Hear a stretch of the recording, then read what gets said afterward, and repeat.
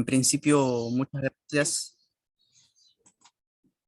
Muchas gracias por la invitación. Realmente para mí es un gusto tener esta oportunidad para compartir con ustedes algunos de los tópicos que considero importantes respecto al tema de la valoración de la prueba en los delitos sexuales, ¿no? Que es un tema interesante y sobre todo que eh, hay mucho que todavía por desarrollar, ¿no? A pesar de que ya contamos con jurisprudencia y contamos con posiciones doctrinarias, ¿no? Respecto al tema de la valoración de la prueba, pero en específico respecto a lo que se debe entender o cómo se debe valorar la declaración del agraviado, ¿no?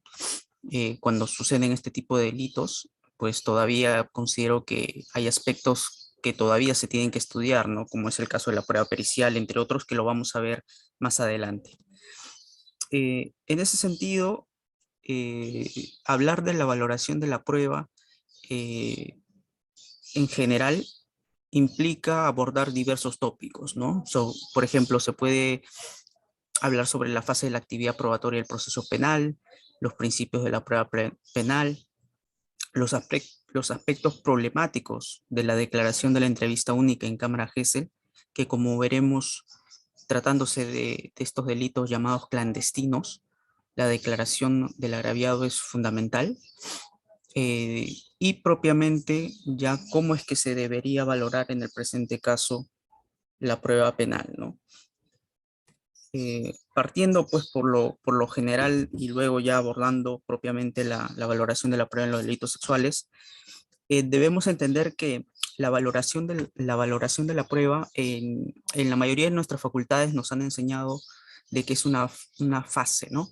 Y generalmente esto se da luego de la actividad probatoria que se da en el juicio oral.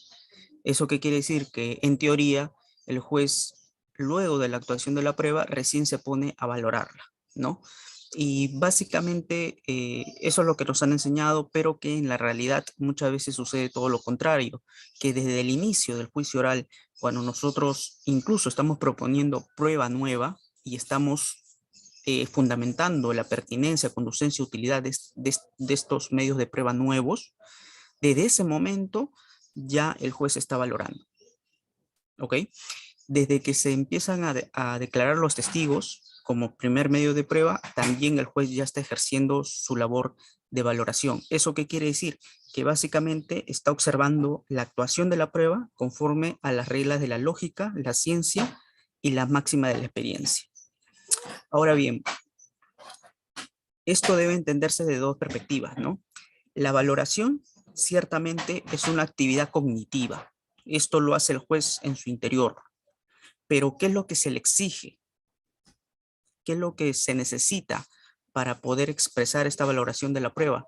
Pues tiene que motivarlo en la sentencia. Por eso es que nosotros consideramos que para la valoración de la prueba hay dos momentos. Uno que es la apreciación, que es observar las reglas de la lógica, la ciencia y la máxima de la experiencia, y el otro es la motivación, cuando expone los resultados obtenidos y los criterios adoptados.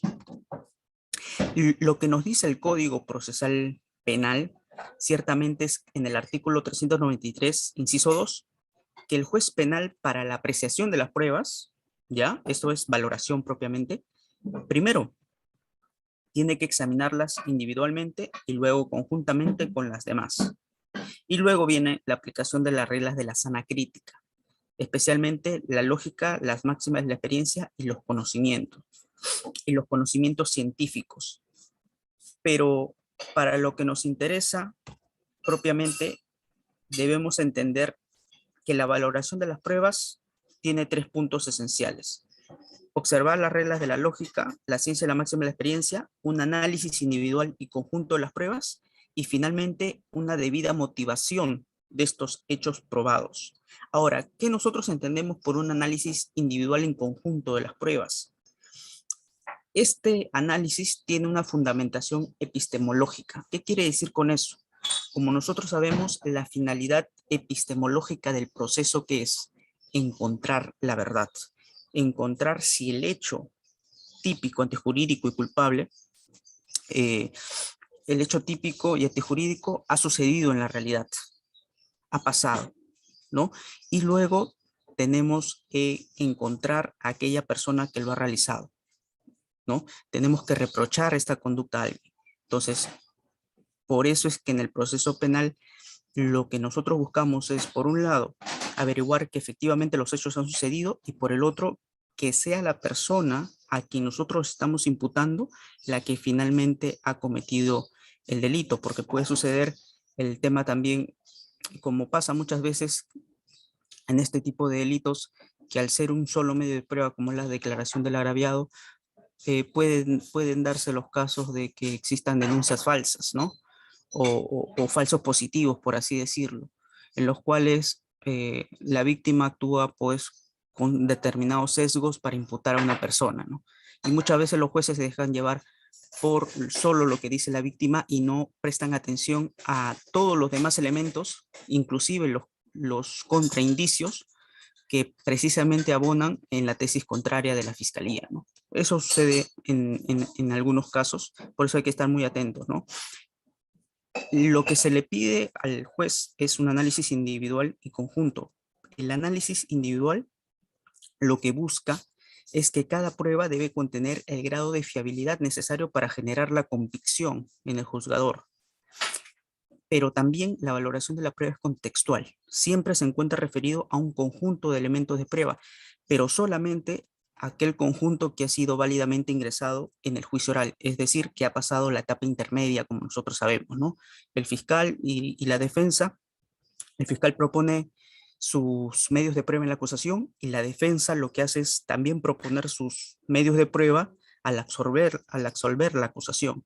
Entonces, ambos se someten a un examen de pertinencia, conducencia y utilidad en la etapa intermedia y solamente aquellos medios de prueba que han superado esta fase es lo que se actúan en el juicio oral.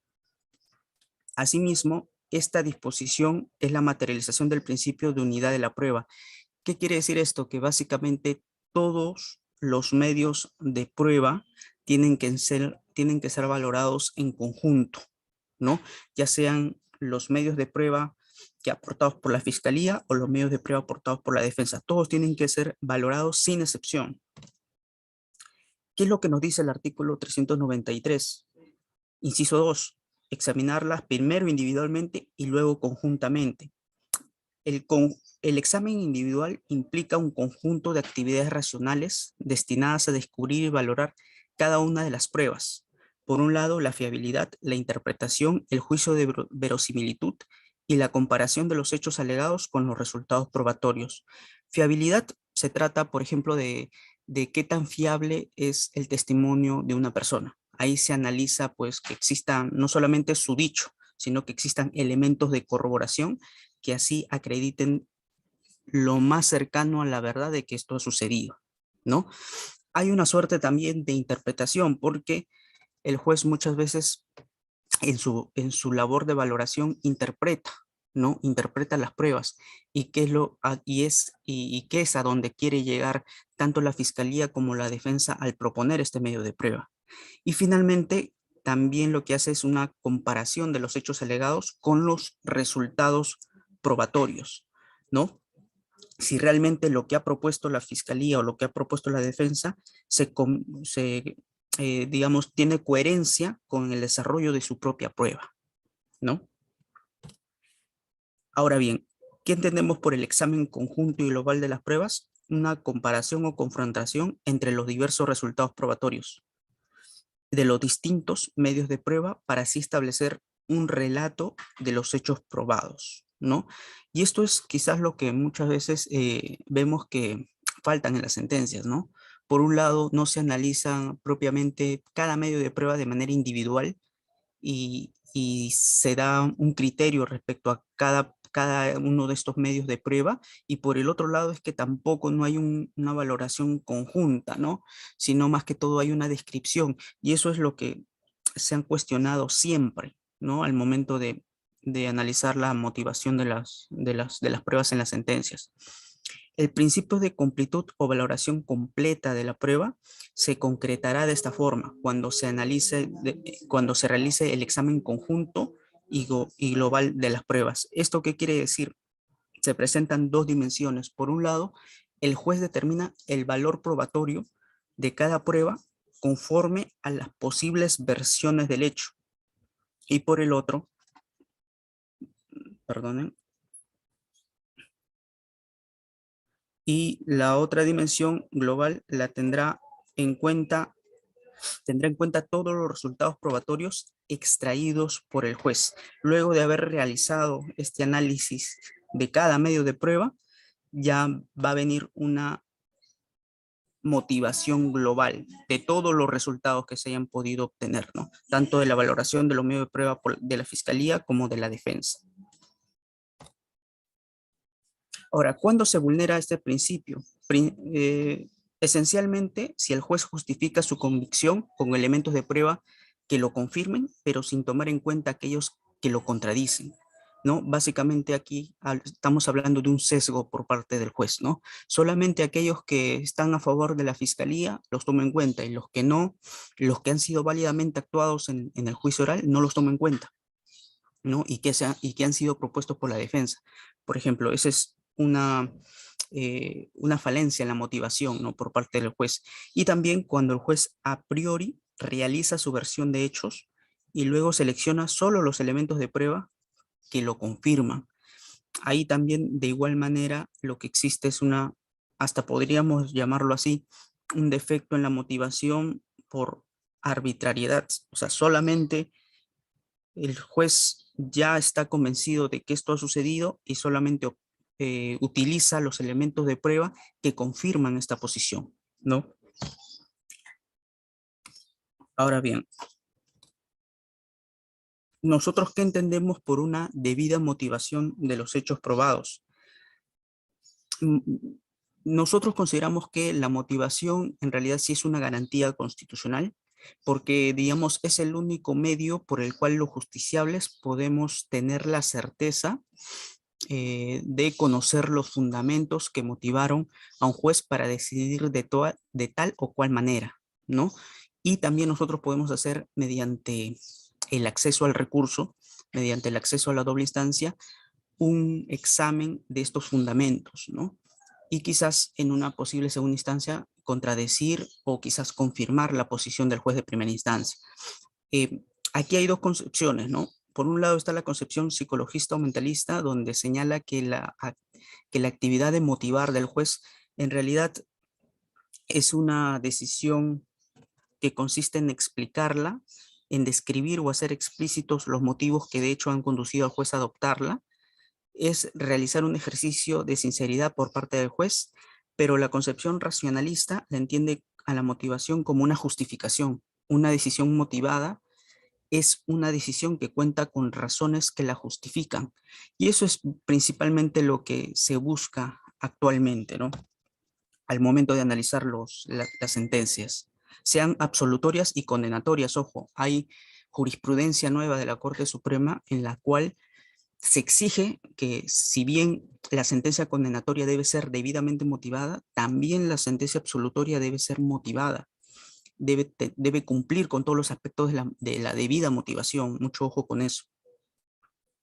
Ahora, el fundamento constitucional de la motivación de las resoluciones judiciales, bueno, creo que la mayoría de nosotros lo conoce, está en el artículo 139, inciso 5 de la Constitución Política, que establece que la motivación escrita de las resoluciones judiciales en todas las instancias, excepto los decretos que son de mero trámite, con precisión expresa de la ley aplicable y de los fundamentos de hechos que la sustentan, ¿no? Ahora bien, les hablaba de la posición epistemológica, ¿no? De lo que se busca en el proceso penal. Pues también al momento de motivar debemos tener en cuenta los aportes de la teoría epistemológica, que lo que busca es básicamente que en la apreciación de las pruebas sea lo más cercana a la certeza, ¿no? Que se realice un esquema de racionalidad que precisamente evite que existan arbitrariedades o sesgos al momento de valorar y por el otro lado motivar la sentencia. La profesora Daniela Acatino señala que existen adecuadas condiciones para una debida motivación de la prueba. Por un lado, la motivación debe ser analítica y dialécticamente completa, En segundo lugar, la motivación debe ser epistémicamente correcta y la motivación debe aplicar correctamente el estándar legal de prueba. ¿Esto qué quiere decir muy brevemente?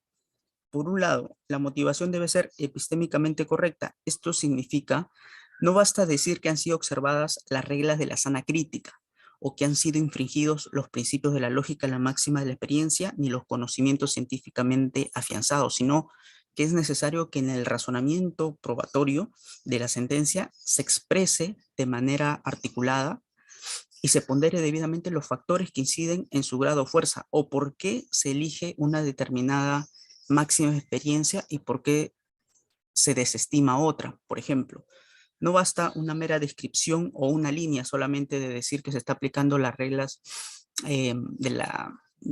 o se está aplicando la máxima de la experiencia por parte del juez, sino que tiene que explicar por qué es que se aplica en este caso. La motivación también debe aplicar correctamente el estándar de prueba. Hemos ahora tomado conocimiento que la Corte Suprema, en recientes casaciones y plenos casatorios, ha desarrollado un estándar, ¿no? Que va desde el inicio de las diligencias preliminares hasta la sentencia. Y vemos pues el tema de las denominaciones, ¿no? Que se le han dado. Eh, sospecha suficiente, sospecha reveladora, sospecha suficiente, sospecha grave y finalmente esta certeza subjetiva, ¿no? Que básicamente ahora actualmente la certeza subjetiva que es válidamente aplicable para la sentencia, lo que se aplica actualmente es una probabilidad, ¿no? Eh, ya los estudios demuestran pues que no se puede tener una certeza al 100% de que los hechos han sucedido, sino una probabilidad lo más cercana a la certeza, ¿no? Y para ser ya más científicamente consistentes con nuestra posición, creo que eso sería, digamos, lo que se podría decir al respecto, ¿no? Que no podemos tener una certeza subjetiva total de que los hechos han sucedido, pero sí una probabilidad muy cercana a la certeza. Y lo que busca básicamente este aspecto de la motivación es que se aplique correctamente este estándar de prueba. Una hipótesis no puede ser demostrada con certeza, sino solo corroborada en mayor o menor medida. Para ello, el derecho debe definir el umbral de corroboración necesario para que esté justificado declarar probado un enunciado sobre los hechos del caso. El derecho debe definir el umbral de corroboración necesario para que esté justificado declarar probado un enunciado sobre los hechos del caso. Ojo, mucho ojo con esto. Lo que nos dice básicamente esta posición es tenemos que tener en cuenta los desarrollos de la Corte Suprema al respecto. Sin embargo, si nosotros nos vamos pues a analizar lo que ya han desarrollado las casaciones y las sentencias plenarias casatorias, lo que nos deja duda es qué es lo que se entiende por la sospecha suficiente, sospecha reveladora, la sospecha grave o fundada y la certeza subjetiva, ¿no? Cómo es que se deben aplicar a cada caso concreto. Y lo cierto es que esto debe precisamente analizarse conforme al criterio del juez, en primer lugar, y sobre los medios de prueba que se tengan en el caso, ¿no? Los estándares, digamos, no son objetivos hasta ahora. Por el momento todavía no ha llegado a un estándar de prueba objetivo en el cual nosotros podemos utilizarlo y aplicarlo uniformemente a todos los casos, sino que son más que todo criterios o pautas orientadoras de cómo se debería valorar y motivar las pruebas, ¿no? Y eso hay que tenerlo también muy en claro.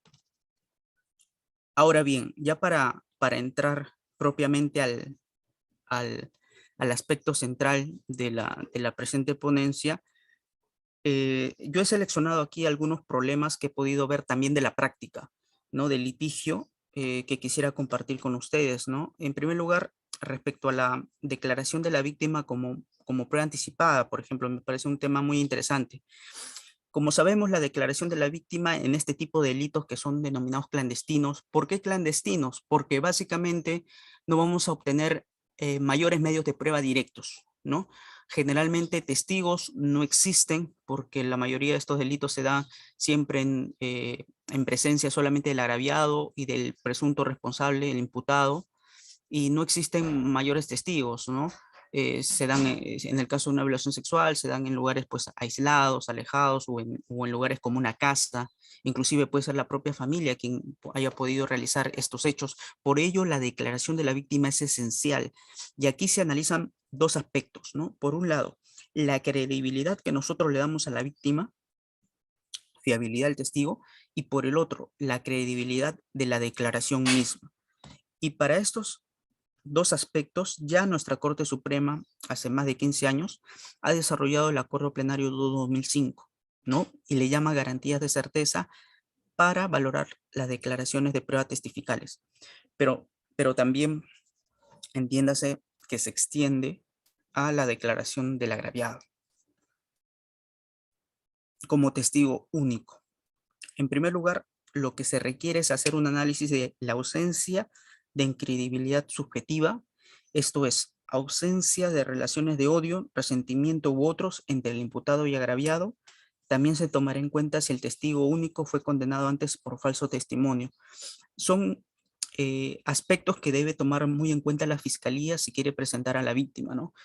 Que exista ausencia de relaciones de odio, porque desde la otra parte, como abogado defensor, quizás uno pueda presentar, si se trata de un menor de edad, puedan postular la tesis de que el menor de edad está siendo sugestionado, ¿no?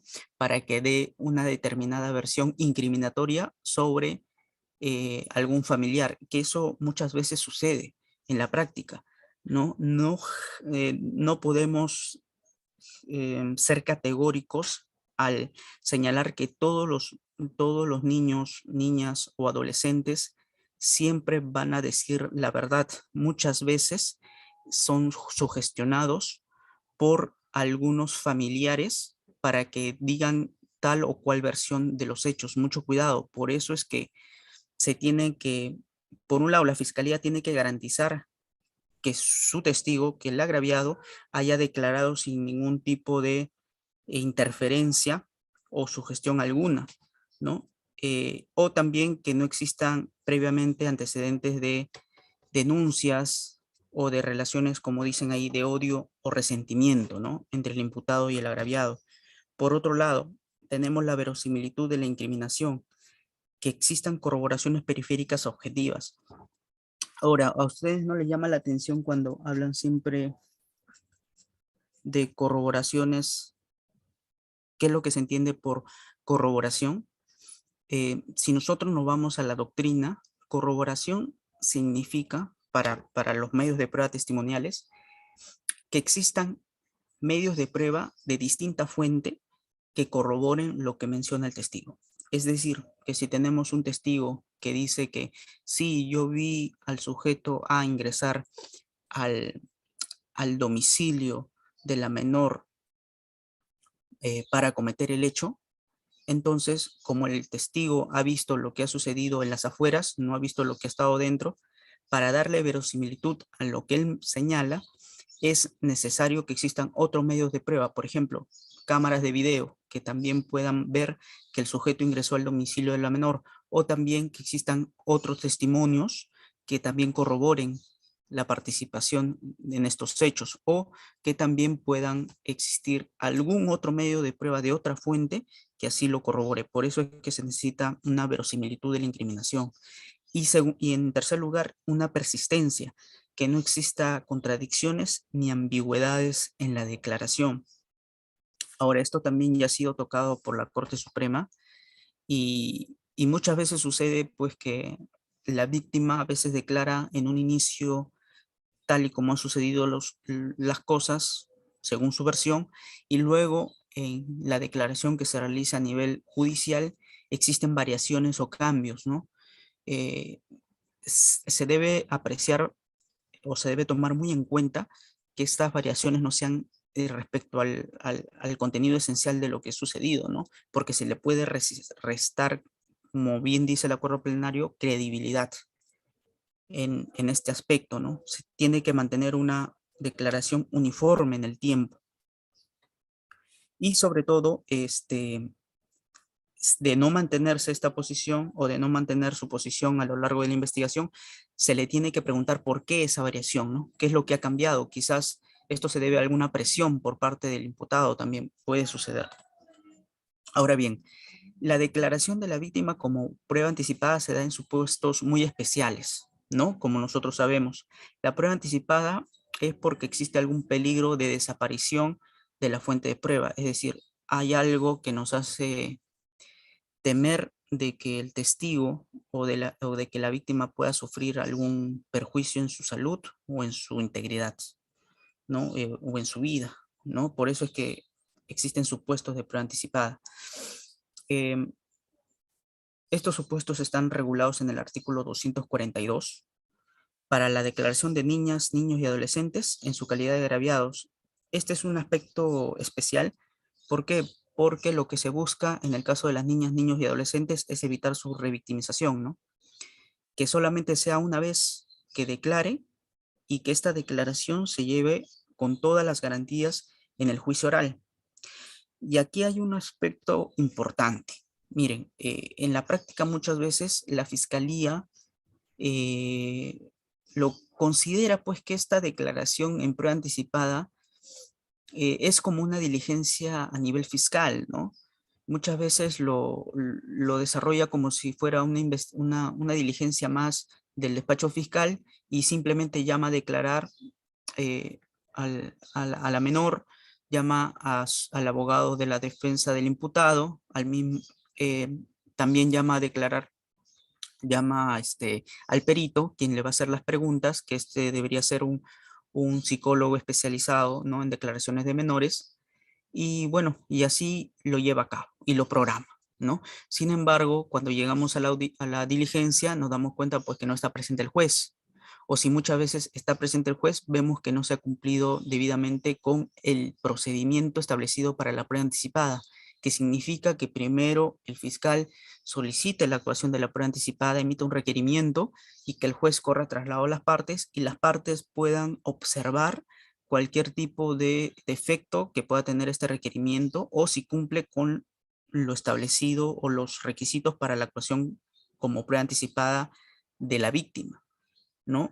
Y recién ahí es que se llama a una audiencia de prueba anticipada y con presencia del juez y se realiza el contrainterrogatorio, ¿no? Con todas las garantías del juicio oral.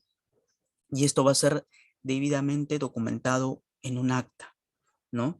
Ya no se va a actuar en juicio oral, sino se va a leer el acta de la prueba anticipada, ¿ya? Entonces, esta prueba anticipada tiene que tener todas las garantías del juicio oral y nosotros, como defensa, también tendríamos que tener la posibilidad de contrainterrogar a la víctima, de hacerle preguntas muy puntuales y para eso muchas veces es necesario conocer su identidad, ¿no? Conocer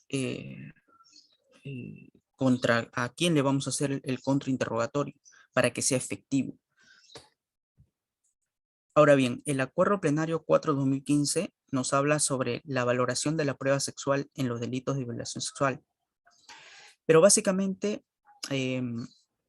habla sobre, tiene dos aspectos esenciales este Acuerdo Plenario. Por un lado, desarrolla los aspectos importantes de cómo se debe valorar la prueba pericial en general y después ya se va al aspecto específico, ¿no? De la prueba pericial en los delitos sexuales y en concreto sobre el informe psicológico, ¿no? Del menor agraviado. En ese sentido, lo que nosotros podemos rescatar de este acuerdo plenario es que desarrolla aspectos puntuales, ¿no? Por ejemplo, las opiniones o conclusiones de la pericia obligan necesariamente al juez y lo que nos dice la Corte Suprema es que al tratarse de una pericia que no es científica, porque no le da el carácter científico a una pericia psicológica, eh, no obliga al juez y pueden ser valoradas de acuerdo a la sana crítica. Sin embargo, el juez no puede descalificar a priori el dictamen pericial desde el punto de vista científico, técnico, artístico, ni modificar las conclusiones del mismo fundándose en sus conocimientos personales. En consecuencia, si el juez no está de acuerdo con la conclusión a la que llegan los peritos, tiene que desarrollar en la sentencia por qué no está de acuerdo, con ello. No basta simplemente que nos exponga en una línea que no se encuentra conforme con dicha decisión, ¿no? Sino que tiene que motivarlo especialmente.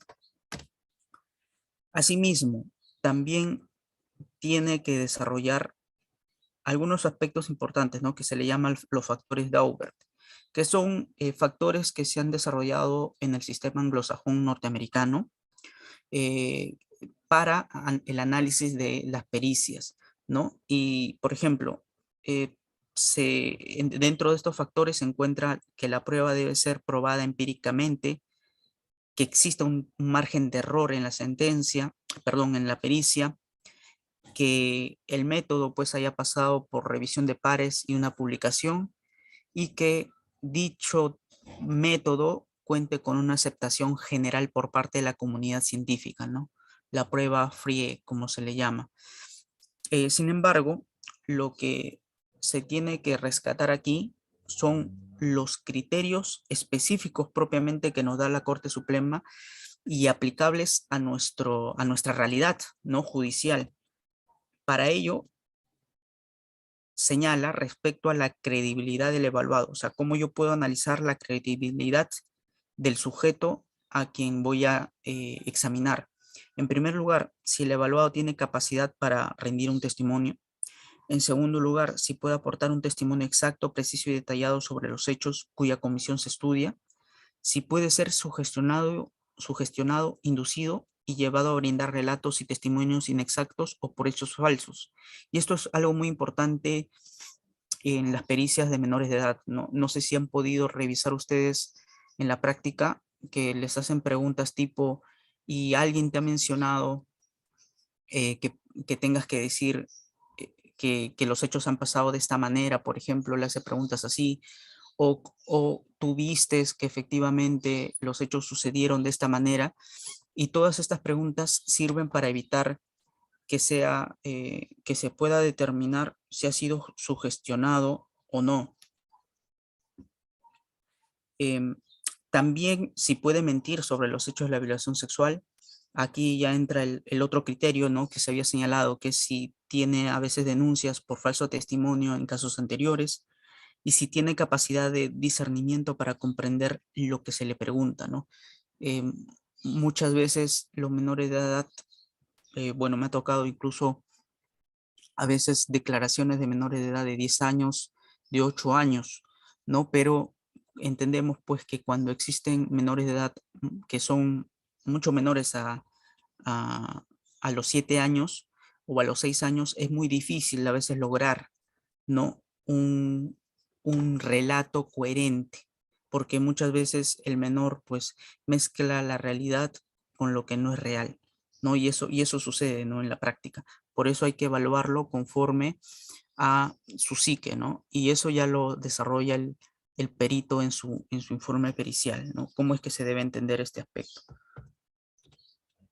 En torno al informe pericial y al procedimiento, bueno, es necesario una acreditación del perito si se dio con conformidad a los estándares de la guía del procedimiento de evaluación psicológica, entre otros. Ahora bien, como jurisprudencia relevante, considero importante esta casación, que es la 9/2012, que es un poco antigua, pero que sirve mucho en la práctica. Así fue emitida el 24 de abril del 2013 y básicamente de lo que se trataba es que el imputado había ido en casación porque fue condenado con base a una declaración que fue incluida como prueba nueva. Esta declaración era de un menor de edad, de la víctima, y fue incluida como prueba nueva en el juicio oral y con base a esta declaración es que fue condenado. Ahora bien, en este caso propiamente, ¿qué es lo que sucede? Que la prueba nueva, como nosotros sabemos, tiene que tener como requisito previo que esta prueba sea conocida luego de la etapa intermedia, porque conforme al código, nosotros tenemos una oportunidad cuando se nos corre traslado de la acusación de poder presentar los medios de prueba que nosotros consideramos. Entonces, Si ya ha pasado esta etapa de etapa intermedia y se ha tenido conocimiento de un nuevo medio de prueba, este puede ingresar en el juicio oral en un pequeño escenario procesal, ¿no? Anterior a la actuación de la prueba. Entonces, aquí lo que sucedió fue que la propia fiscalía, mucho ojo con esto, no había ofrecido la declaración del menor de edad a pesar de que lo tenía. O sea, ya se había realizado en la fase de investigación preparatoria y lo ofreció como prueba nueva. Entonces, lo que nos dijo la Corte Suprema en este aspecto, eh, señaló que sí estaba bien valorado o estaba, digamos, se encontraba conforme con la posición de la sala de considerar que esta decisión de valorar este medio de prueba nuevo como este medio de prueba de la declaración del menor como medio de prueba nuevo no infringía ninguna garantía constitucional porque hubo una ausencia de oposición de la admisión de la declaración del menor en el juicio oral por parte de la defensa del imputado. Es decir, la defensa del imputado no lo cuestionó como lo hizo ahora, ¿no? Se omitió apelar la incorporación de la declaración del menor, es decir, no hubo una apelación respecto a este punto. Después, existió la posibilidad del encausado de ejercer su derecho de defensa en la actuación de la declaración del menor, es decir, se dio la oportunidad de que el abogado del imputado pueda cuestionar o pueda realizar las preguntas esenciales para acreditar o desacreditar lo que dice el menor. Y finalmente, la existencia de otros elementos de prueba que valorados de manera conjunta permiten determinar la responsabilidad del encausado, ¿no? Todos estos puntos fueron valorados y se tomó la decisión por parte de la Corte Suprema de que se ha admitido como prueba nueva y que no existía ningún tipo de cuestionamiento o vulneración a la garantía constitucional del imputado, ¿no? Y por lo tanto confirmaron la condena. Ahora bien, respecto a este punto, es importante tener en cuenta que eh, este criterio también es igualmente aplicable para la defensa. ¿En qué supuestos? Pues en los supuestos en que nos encontramos frente a una defensa ineficaz. Como ya ha desarrollado el Tribunal Constitucional y también en jurisprudencia de la Corte Suprema, en ciertas casaciones, existe defensa ineficaz cuando el abogado del imputado, uno, no conoce el derecho, dos, no presenta medios de prueba, o tres, no presenta los recursos legalmente previstos, ¿no? O existe una motivación incoherente con ellos, ¿no? Y estos tres aspectos tienen que valorarse de manera conjunta y también tienen que haber prueba, ¿no? De que se ha realizado ello.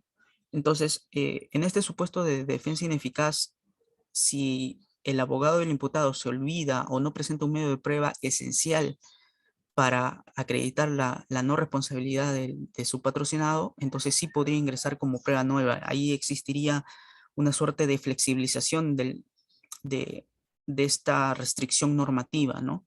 De la prueba nueva, conforme al criterio que también ha desarrollado la Corte Suprema. Ahora bien, hay otro aspecto importante, ¿no? Para este tipo de delitos. Por ejemplo, en los delitos clandestinos, la víctima algunas veces no denuncia, no denuncia en el mismo momento de los hechos, sino que pueden pasar días, semanas, hasta años. En un caso también tuve que una de las agraviadas no había denunciado los hechos en ese año, ¿no? En el que habían sucedido, sino que lo hizo posterior, ¿no? Muchos años después. Y lo que nos ha dicho la Corte Suprema en un recurso de casación 1179-2017 Sullana, del 10 de mayo de 2018, es que muchas veces en este tipo de delitos, por situaciones, por las relaciones familiares entre el imputado, la víctima y los demás integrantes del círculo familiar, dependiendo de la intensidad de la reacción que tengan estos miembros en contra de la víctima, puede ser que la víctima no denuncie, ¿no? Por esta situación traumática que ha vivido. Y esto genera pues que en los delitos sexuales se denuncie de manera tardía. Pero según lo que dice la Corte Suprema, ello no implica que el hecho no haya sucedido. O sea, el hecho ha sucedido y para eso se tiene que actuar un medio de prueba. Y no se puede desestimar solamente con el argumento de que la denuncia fue presentada de manera tardía, sino que se tienen que evaluar los medios de prueba en el juicio oral para ver si se ha realizado o no el hecho. Es importante esta casación. El fundamento es el fundamento quinto.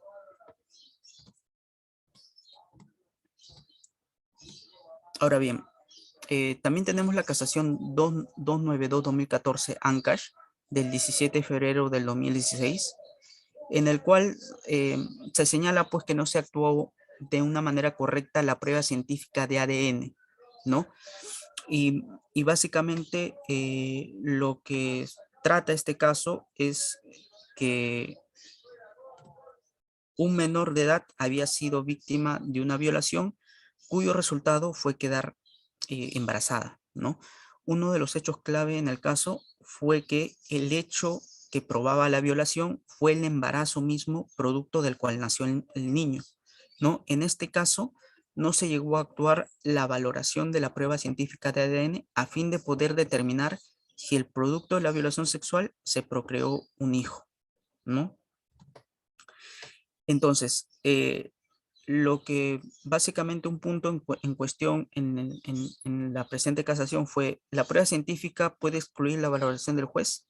Lo que nos dice en su fundamento jurídico 3.2.14 es que el juez, frente a la prueba científica de ADN, no debe eximirse de realizar el trabajo de valoración.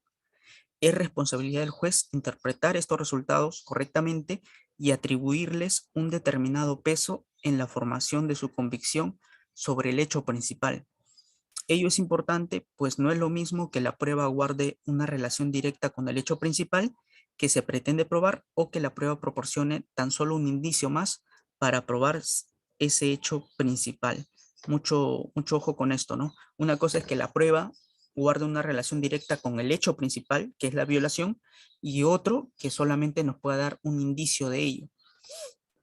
Entonces, cuando en el proceso por un delito contra la libertad sexual, el análisis de ADN del semen encontrado en la vagina de la víctima demuestra que el semen es del acusado o que no lo es, en este supuesto cabe decir que la prueba de ADN hace prueba plena. Es decir, si el hecho es la violación propiamente y la prueba de ADN versa sobre encontrar los restos del líquido seminal del imputado en la víctima, entonces ahí se podría decir que la prueba de ADN hace prueba plena, porque está acreditando el hecho principal, ¿no? Y con ello también acredita la culpabilidad del acusado. Pero, asimismo, en este delito, cuando la prueba de ADN evidencia la paternidad del menor engendrado, producto de la violación, ¿no? En ese sentido, lo que nos dice la Corte Suprema es que la prueba de ADN que se realizó en el presente hecho, que fue determinar la paternidad, ¿no? La paternidad del hijo procreado a la víctima, en realidad lo que se estaría probando con ello es un hecho secundario. Y para probar la realización del hecho principal es necesario que se realicen otros medios de prueba y otros indicios para así digamos, llegar a la conclusión más razonable de que efectivamente se ha cometido el hecho, ¿no? Aquí, por ejemplo, como un fundamento importante, tenemos el 3.3 de esta sentencia. Al haberse ofrecido la prueba de ADN tomándose las muestras pertinentes dentro del plazo y con las formalidades que exige la ley, resulta insostenible soslayar la compulsa y su valoración de dicha prueba para llegar a la certeza del tema probando y la responsabilidad del recurrente. O sea, necesariamente se tiene que valorar la prueba de ADN en el proceso, ¿no? Y no se puede desestimar a priori. Ahora bien, y ya para finalizar, tenemos una jurisprudencia sobre lesiones por violencia familiar, ¿no? Para su configuración no es suficiente el vínculo parental, sino que debe existir asimetría en las relaciones mutuas. Lo que sucede muchas veces es que en determinados delitos importa mucho el ámbito, ¿no? de la afectación a la víctima en el marco de la violencia familiar, ¿no? Como veremos aplicando la ley contra la violencia familiar, la ley 30.364, ¿no? Entonces, para determinar este aspecto, es importante señalar que, por ejemplo, aplicado en este caso, que los agraviados son personas mayores de edad y forman una propia unidad familiar y no domiciliaban ni estaban bajo ningún tipo de dependencia con el imputado. Es verdad que ese último es padre del agraviado y suegro de la agraviada, pero aun cuando existe una relación de parentesco, no se presenta una circunstancia asimétrica en sus relaciones mutuas. Incluso la deuda que originó la agresión es del imputado respecto del agraviado. La agraviada resultó lesionada, pero a propósito de una situación agresiva en que trató de intervenir para separar a su esposo y por ello resultó con 2 heridas cortantes defensivas. Es decir, en este caso, la agresión fue del imputado contra el agraviado y la agraviada que denuncia lesiones por violencia familiar no resultó lesionada como tal producto de una violencia ejercida sobre los integrantes del grupo familiar, sino a raíz de intervenir para separar a su esposo y por ello resultó con 2 heridas cortantes defensivas, ¿no? Entonces, es importante aquí destacar que es necesario una asimetría en las relaciones mutuas, una situación de poder. Muchas veces la víctima no denuncia los hechos porque existe pues una dependencia, ¿no? Del agredido con el agresor. Por eso es importante también valorar estos aspectos, ¿no? Este es el recurso de nulidad 2030-2019 Lima, del 27 de febrero del 2020, Corte Suprema de Justicia, Sala Penal Permanente. Bueno, y con ello, bueno, espero no haberme pasado mucho del tiempo establecido. Les agradezco mucho su atención y su presencia el día de hoy. Y si tienen alguna pregunta al respecto, con mucho gusto la podré resolver. Gracias.